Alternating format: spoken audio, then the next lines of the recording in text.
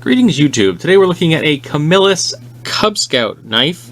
I think this came out of the 80s, so it might fall into the category of vaguely vintage, but not full-fledged antique.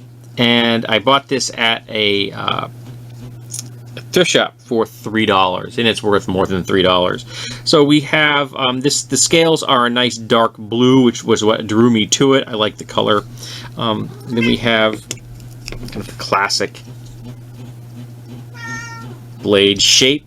This particular model is it's butter knife dull. I haven't touched this up at all, but it's butter knife dull. We have a cat that would like some attention in the background. It's yeah, it's butter knife dull, and I think this is supposed to be a lock. I'm not 100% sure if that's supposed to be doing, but it's not really doing anything. I don't know if it's supposed to be doing anything, but it really isn't doing anything. So it does have a spring, so I'm not sure what that's supposed to be doing. I'll be honest. Are you supposed to be a tool?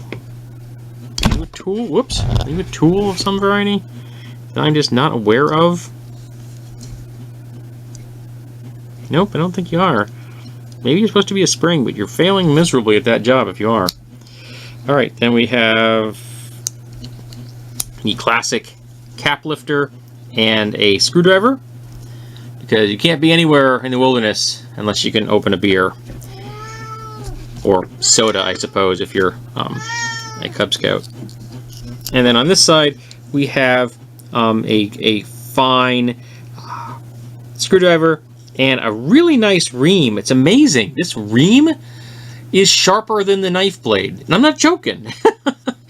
This is in excellent condition. The grind is perfect. It doesn't look like it was ever used, but the edge on this ream is sharper than the knife blade, which is kind of funny.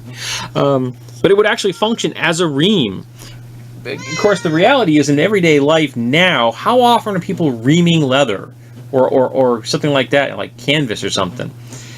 At one time, you'd make lots of equipment had straps made of leather, so having to make new holes for stitching or to make new holes so you could cinch a strap more tightly was a real everyday kind of occurrence when it was in the world of the outdoors. But nowadays, that's just not prevalent. You just don't find that. But yeah, I don't know how useful this is in the real world. Now, I use a ream on a regular basis because it's cleaning things, mostly for cleaning things, well, my nails, but cleaning things like you stick it in there, you can turn around, you can clean holes and stuff. So maybe you can find a use for that. But I don't do a lot of camping. I don't do a lot of outdoorsy stuff. So I don't know how prevalent that is in the real world. You also have a really nice, comfortable, large loop here, which can be put onto keys or onto a lanyard so you wouldn't lose it.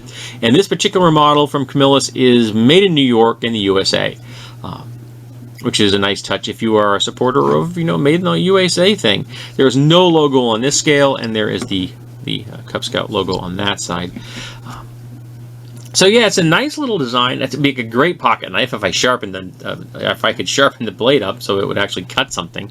It's a good design. It's not going to make anybody feel intimidated if you pull this out of your pocket to open a package or cut up an apple or something. I don't know how useful it would be in the real world. I don't know how common it is for Boy Scouts or Cub Scouts to be issued or carry knives at all any longer. I haven't been in the Scouts in a very long time, and I'm not a supporter of the Scouts at this point in life. So, but I know it is valued by collectors. So, there you go. This is the Camillus Cub Scout knife with blue scales. I think it's a really nice design and very attractive.